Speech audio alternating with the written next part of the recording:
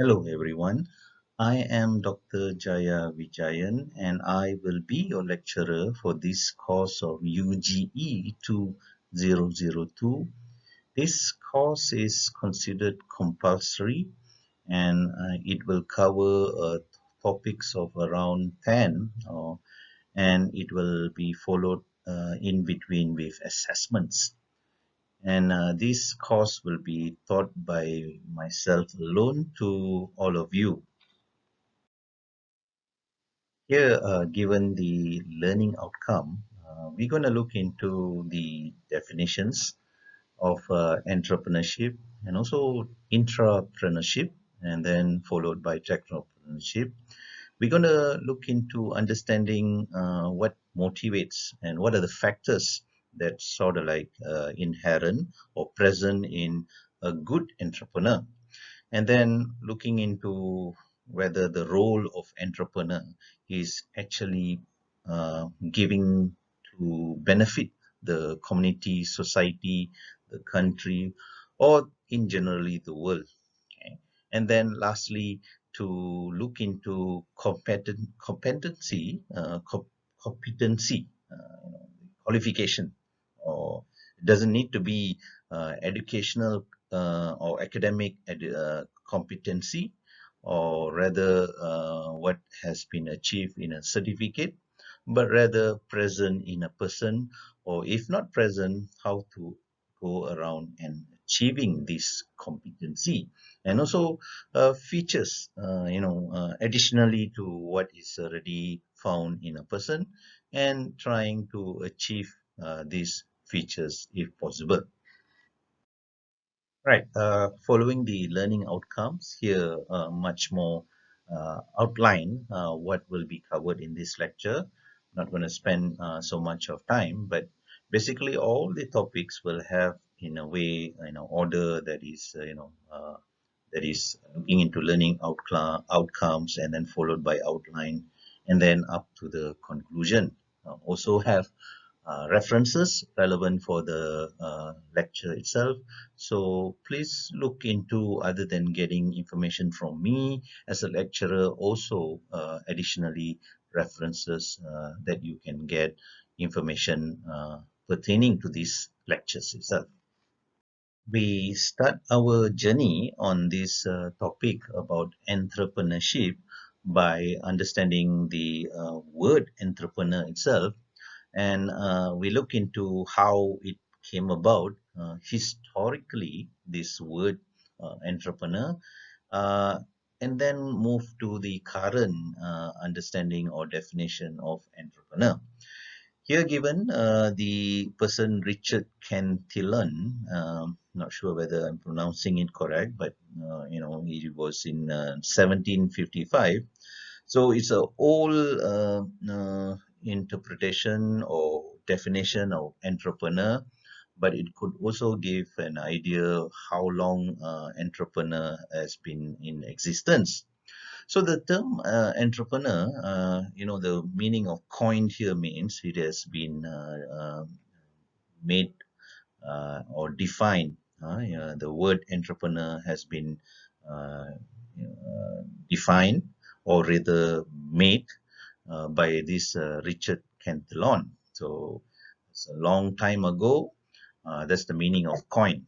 Then in Malay, the entrepreneur can be said as usahawan, or in entrepreneurship is keusahawan. Okay, so it's like usaha is to make effort, right? Make some kind of effort. So in this context, is effort into business. So usahawan. Okay. The only problem with the Malay word is there is no breakdown to entrepreneur, technopreneur, intrapreneur. So all grouped as usahawan, rather than having a separate word for entrepreneur, technopreneur, as well as intrapreneur. Okay. So moving on, the from the word discovery of the word entrepreneur, you can see it evolved from very basic definition of entrepreneur to what you have here in 1776 by Adam Smith. These are all people who are in the line of business uh, philosophers. They come up with better definition. Maybe also definition came about because of the current situation rather than in 1750s. Okay, so here Adam Smith say entrepreneur is a person who acts as agent in transforming demand into supply.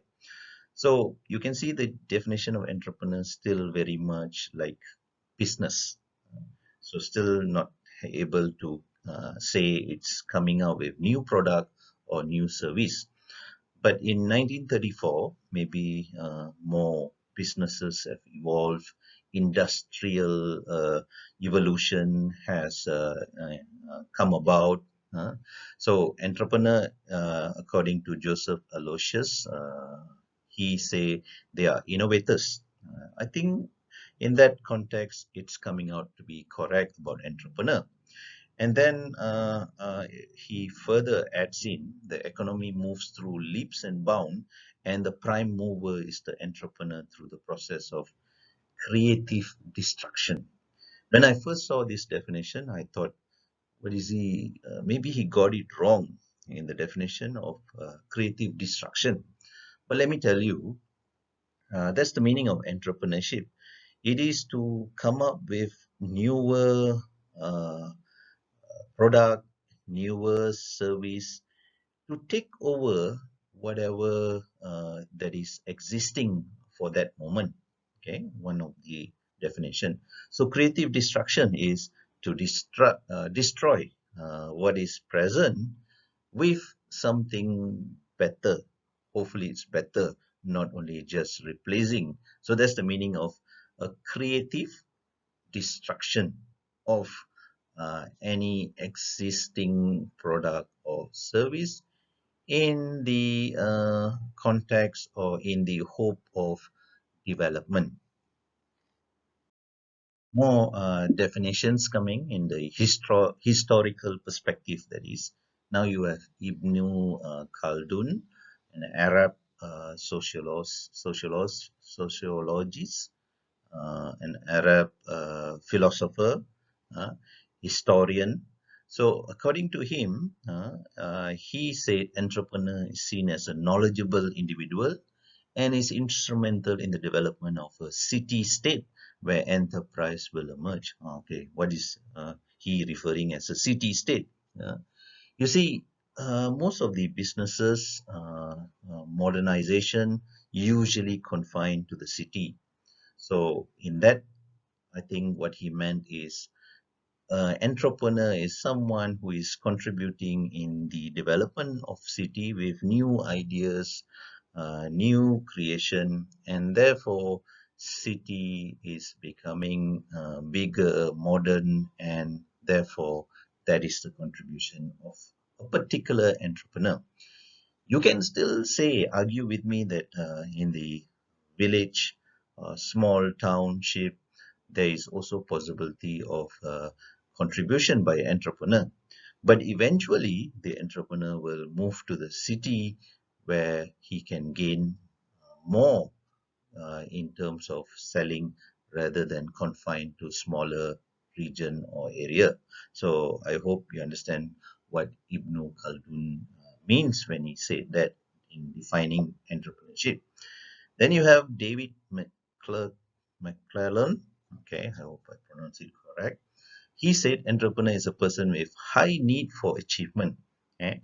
You will see later that one of the traits of a entrepreneur, after they study all the entrepreneur, they see the need to achieve is always present in majority of the entrepreneurs. That means there's a urge in always achieving and to be successful, not only having ideas, but turning that ideas into becoming successful. That means selling. Right. Now we move to the current understanding of what is entrepreneurship. So highlighted there in yellow. Most of the time I highlight yellow is for my own importance in presenting to students rather than for the student to think that is the most important thing. Okay, consider it as a being bold for me to talk about the slides. So don't get it, wrong, thinking it is the important thing for exam or whatever. Okay, so the modern or current understanding is it's the act of creating business and while building and scaling it to generate profit. So to make new businesses, hopefully, with novel products or services, and making it into kind of like a profit for the person, generating profit, generating income to carry on, and also making other businesses to survive. Okay? So it is also to hopefully, as I said, novel product. That means innovate to new product which can be sold to new markets or existing market, therefore increasing the reach of that product to the general public. Right. We already look into entrepreneur definition. Now we look at definition of technopreneur in what has been understood currently. Okay. Technopreneur word seem to have derived much recent compared to that of entrepreneur. And you can say that entrepreneur is a bigger picture definition of entrepreneurship, and then technopreneur comes as a subset. And technopreneur focus more on technology. Okay? The technopreneur seem to sell technological product or solution in business, and mostly this is relevant to engineers. In UMP, there's a lot of engineers, right? Engineering students. Therefore, that is the uh, relevant for engineering to depart or create new ideas in the area of technology. Also, biotechnology. It also has the word technology, so technopreneur lah. Okay, so it is a person who will look into making an economy out of the technology that can be given to people, customers, client, where it can be sold and generate income. That is the idea. An example I have given here is on the microwave technology. You see, this guy by the name of Spencer, he was an engineer. He was looking into doing something else. He was in a different line of than microwave business. This is how he discovered it. He had a candy, peanut butter candy, in his pocket, and he was very close to something that emits microwave. And he noticed after a while that what's in his pocket melted, therefore sparking an idea within him that it could be utilized in the F&B business, food and beverage, and that's how the idea became a tool which is found in every household or most of the household, and shown here. Although the discovery by Spencer happened in 1950s, but this one I just show on Panasonic from 1966. It was much huge, big, like an industry kind of microwave, and what is in 2018, smaller, more higher technology of microwave oven. So now we look at some of the role model technopreneurs. I'm not sure what is found in Malaysia, but here all the overseas or globally known uh, person. There are many locally as well. However, I could not get that information easily. Okay, but these are all the globally popular people who have done contribution for technologies. Okay, so you have Bill Gates being the software technology of Windows, and also all the Microsoft Word, Excel, PowerPoint, uh, all derived by this Bill Gates. He was the richest person in the world for many years until of recent been overtaken by the guy from Amazon.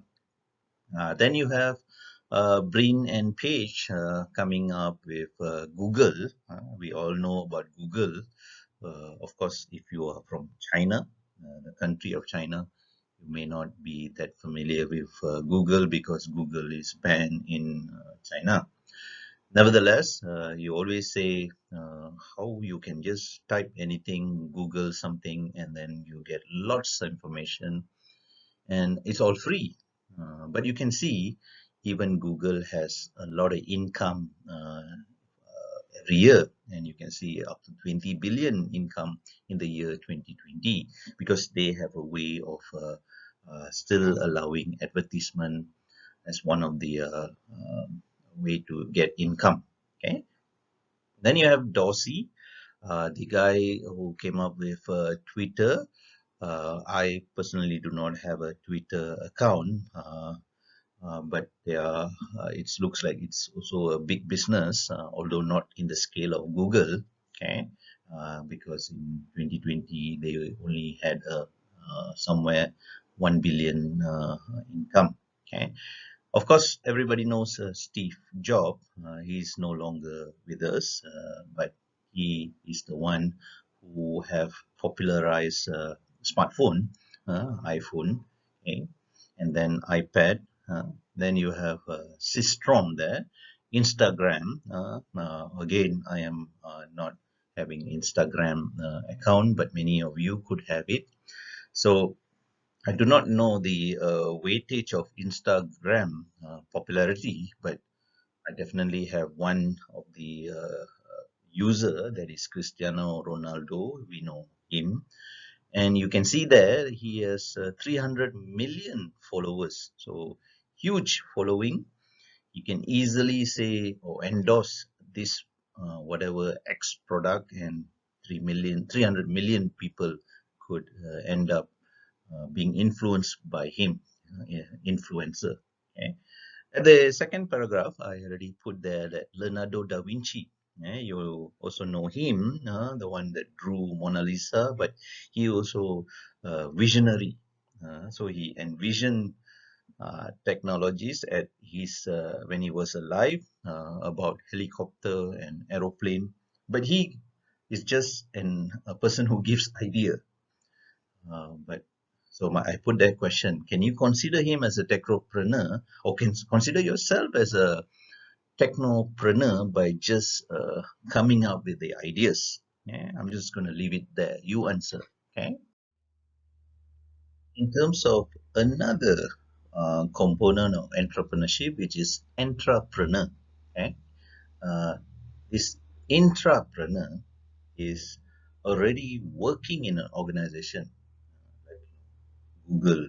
They're already there and given opportunity to become entrepreneur, but of course with certain restriction. Okay.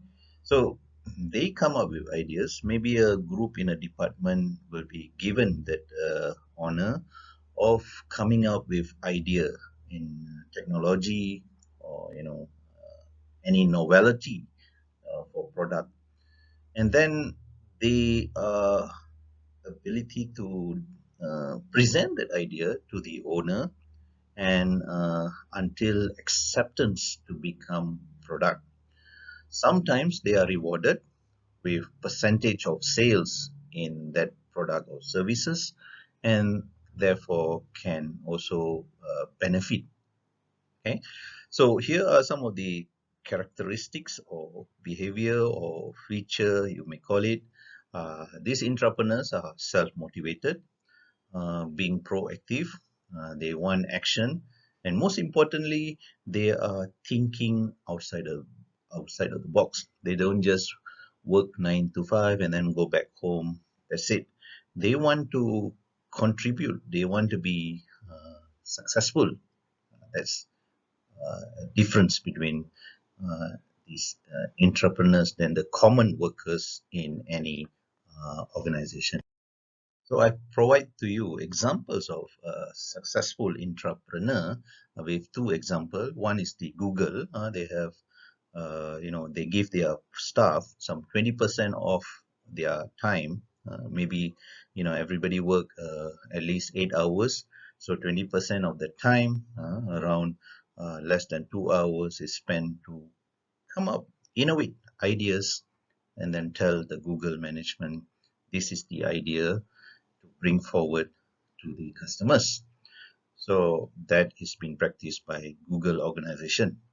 Another one, which is already, I can see there, DreamWorks animation, just like Universal Studios, Disney, uh, Disney Works. So this is DreamWorks. These are production companies. They allow their animators, the one that draw to become like cartoon. Okay, nowadays it's not like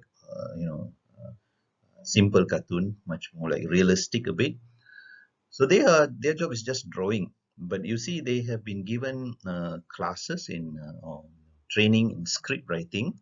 So apart from drawing, they also can put in words for that drawing, for the character, until become a animated movie itself. And two example of coming out with a success story is Madagascar as well as Kung Fu Panda. Whoever not seen, please go and see. But you can see how much the person within inside that organization, once given training, they have come up with this kind of success. So the following slides to come, we're going to look into what are the what's present in a good, successful entrepreneur. Is there a way we can put together by studying all the entrepreneurs, successful entrepreneurs, not the failed entrepreneurs, and what is found to be important behavior wise, character wise? It could be even what is born with them to separate them from someone who does not want to be an entrepreneur. They just rather be 9 to 5 and that's it. Is there something makes even a common person that is 9 to 5 to become an entrepreneur? That's what we're going to look into by looking into this pull factor and push factor. The pull factor is simple. They already, working 9 to 5 and always have this burning desire. That they say that they can do better. They can, become entrepreneur and take opportunity or give uh, ideas, innovate, but they feel like they are just sitting there uh, unappreciated for the work they are capable of doing. So they are always not satisfied, and therefore they go and either join another organization that allows them show their ability as entrepreneur or start up their own company itself. So that's the pulling towards a direction that will become an entrepreneur. Then you have this push factor. Say an individual is always, 9 to 5, I'm happy, I'm just going to work, and then comes a recession. Usually the company or the country, or at the moment, you can see COVID pandemic is causing, say, shutdown of the whole factory, a shutdown of the company. Therefore, what does that individual do? Uh, he has to be very able to adapt to the situation, that he will be brave to try something new. And therefore this is called push factor, where because of loss of the job and because of the need of being responsible to the family, to himself and his integrity, he performs something beyond his expected ability and makes something of himself as an entrepreneur. So here you have the motives of becoming an entrepreneur, or the motivation. uh, what pushes, pulls a person towards the entrepreneur status. Okay? So there's no such thing as a specific behavior. So they have taken into the whole human behavior, where they can break it down to three: need for achievement, uh, and need for power, need for affiliation. Let's look at each one in the following slide. So here you have the need for achievement, where you are motivated because you want to be making a better person of yourself. Uh, Sometimes it could be a peer pressure. You graduate from the same class, and then you see that another person is doing better. You want to be competitive and better yourself, and hopefully uh, beat that person. So if you are a person that think I always must be achieving better than most of my classmates, or the best of the best,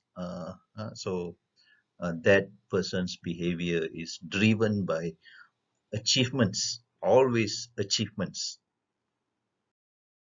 Then there's another person, not only achievement, maybe achievement to become having money, more money, more money, money. Okay, but this person, money is important, but secondary. This person wants to achieve power, uh, like want to become the prime minister, so he can, have lots of power. He wants to be the general, admiral of the army. Uh, so a person with power, rather than looking into the richest person, that's achievement. So this one is power. May not be able to make billions or millions, uh, more of a salary kind of person, but yet powerful. Uh, this normally can give examples of automotive industry like General Motors. They have people like individuals, Ayakoka, they call him. That individual was very powerful in General Motors, Chrysler. So he has a lot of power in deciding what's the next model of cars to be built. So that's the meaning of power there.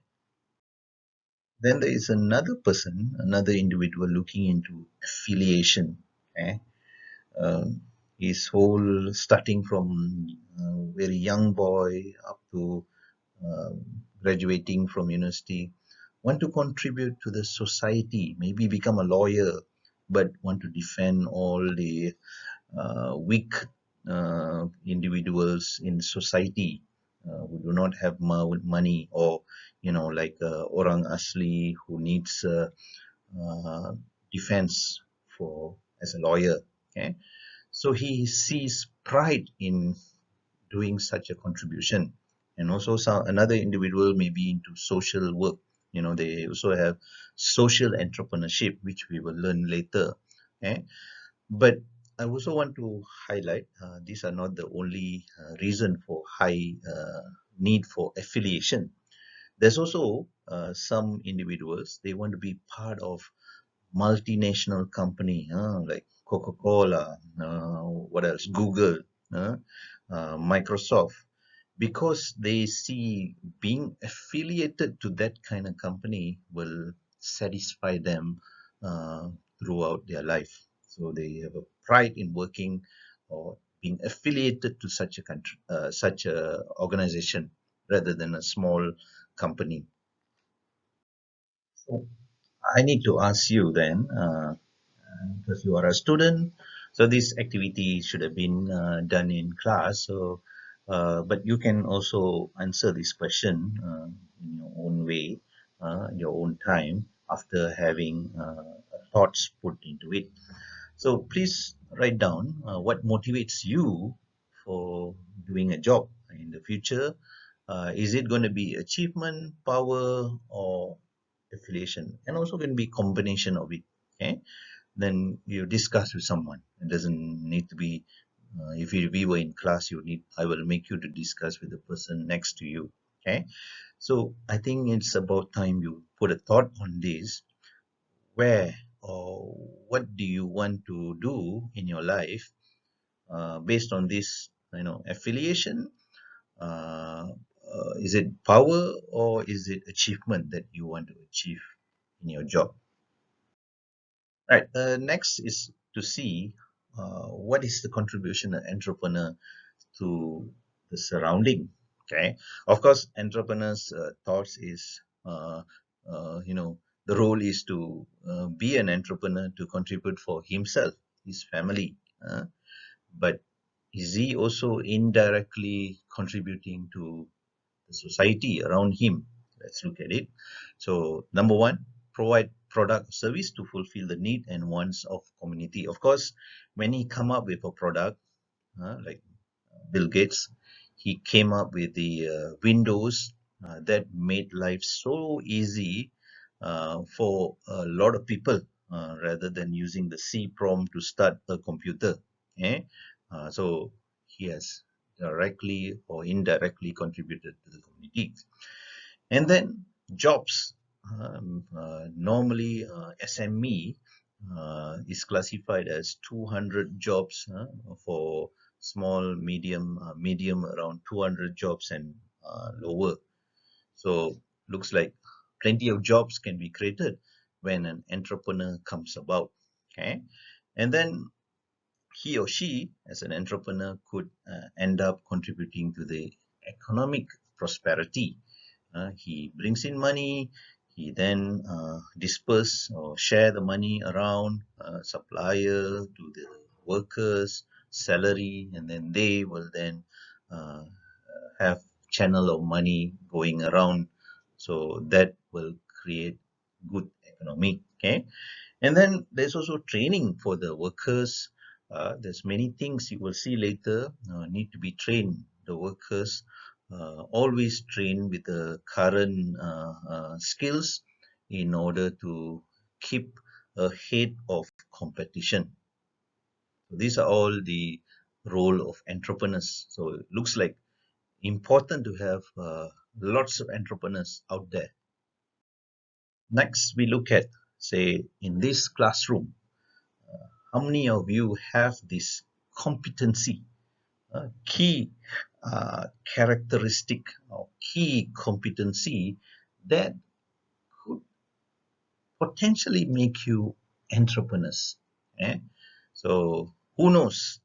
You are still having the just be happy with a 9 to 5 job, but then comes the pull and the push factors.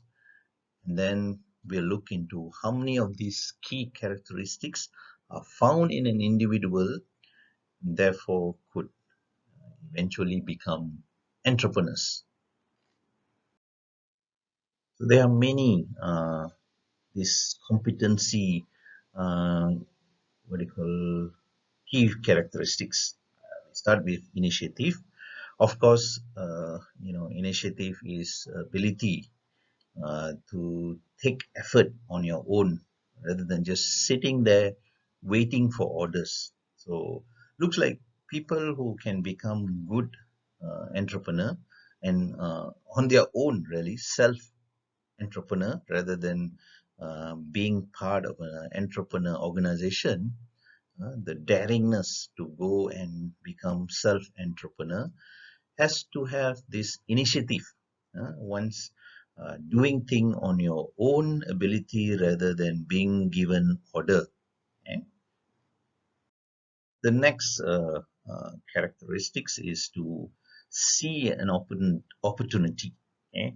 Uh, you will, when you're doing your 9 to 5 job, you might come across an opportunity within the business that you are part of.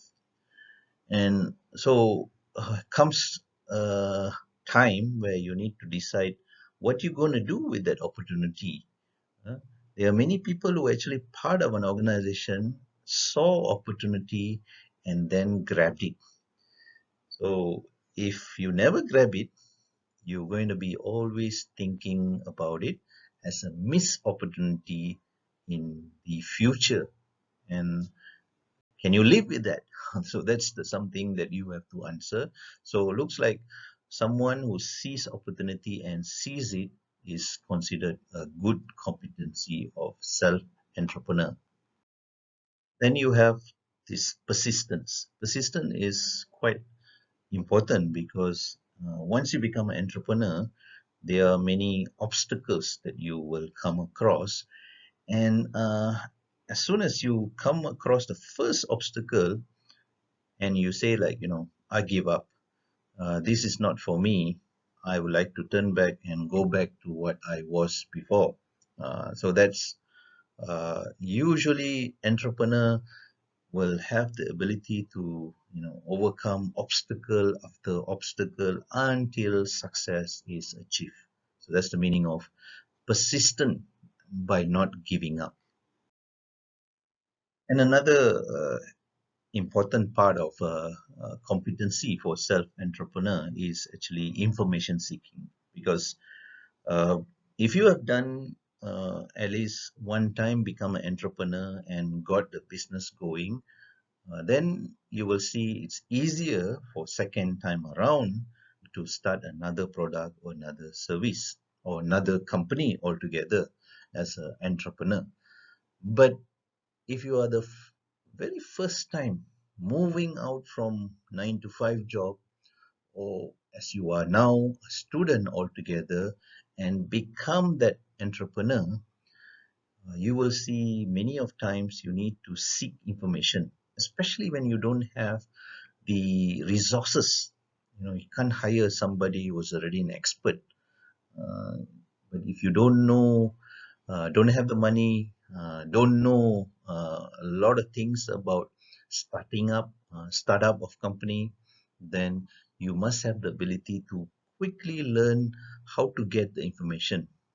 Good at Googling, good at going to see an informer, good at speaking to or networking. All that must be present in an entrepreneur.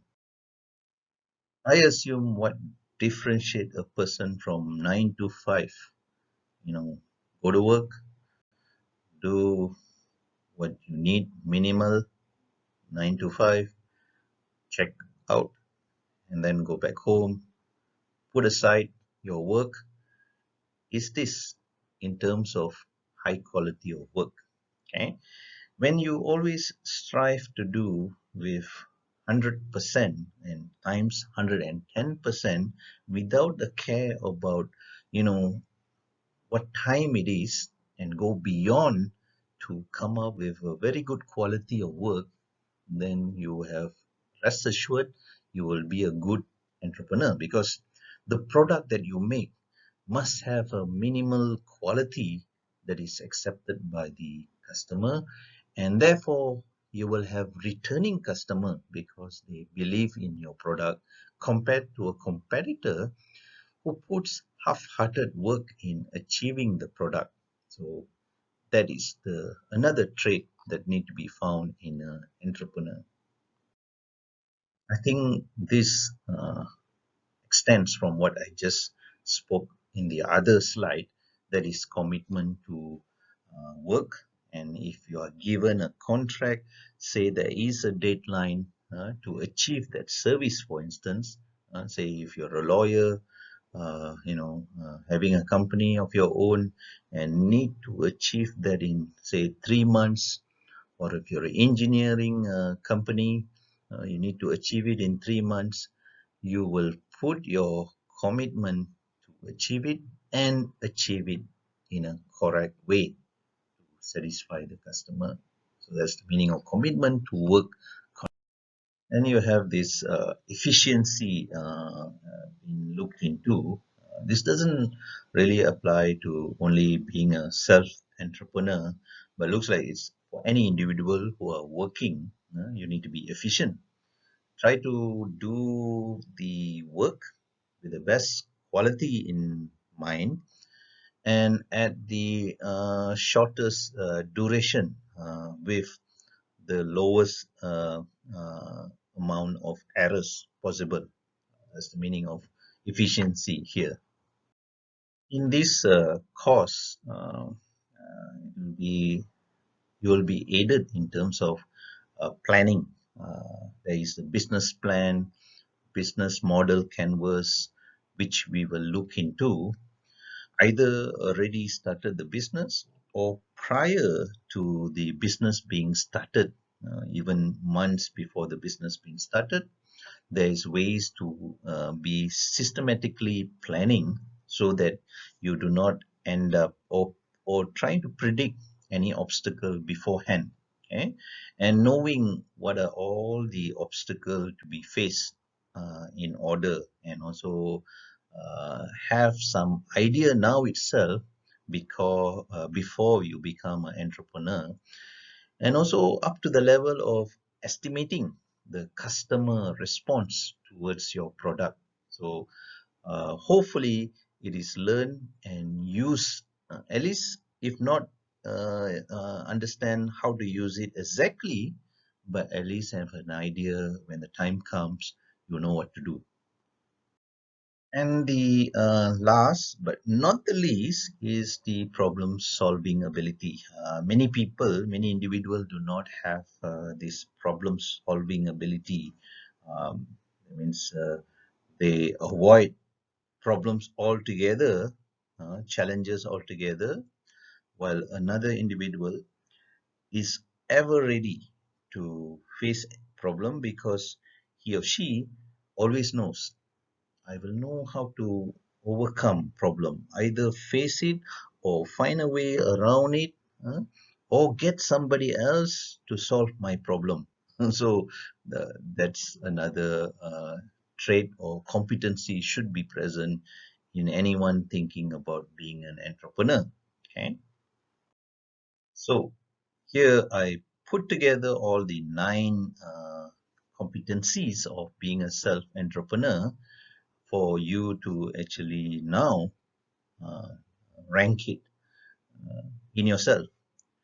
Why not you take some time to see how much of initiative you think you have at this moment, uh, being the highest at 10 and lowest at 1. And then try to think, you know, will I be a good entrepreneur? Or, if one or two traits are very lowly ranked by you, how can you find ways to better it, rank it after you get that skill or the trait? Don't rank it low and then say you will never think about entrepreneur at all. Rather, if any of this trait is ranked low, think about how to improve on it, how to be better. uh, and once you achieved it, please rank it again. Doesn't matter a few months from now, few years from now, and see where you stand.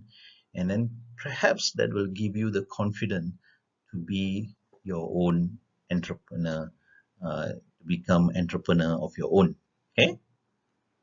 Well, just now we look at competencies. Now we look at features. That means, you can say additionally, what is not found in the, you become uh, in a better than another person, something extra.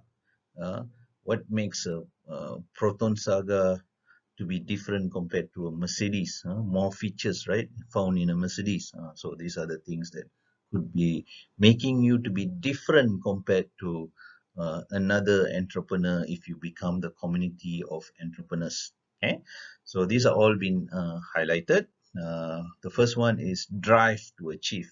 So maybe compared to another entrepreneur, you will have more drive, more towards desire to make yourself self-efficient, to generate profit and to sustain your business with that profit month after month, year after year, until you retire for perhaps. Okay, so this feature is found where there's always a drive to achieve from one entrepreneur to the other.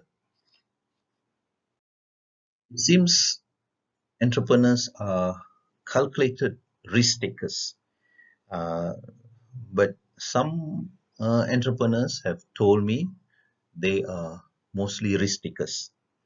But looks like they have to be calculated risk takers, because if you become a risk taker for good, don't care about failure, and therefore it's possible that in your very first endeavor you may fail very badly until you cannot recover. So make sure you know of the risk, and also think about, if the risk makes you fail, what to be done.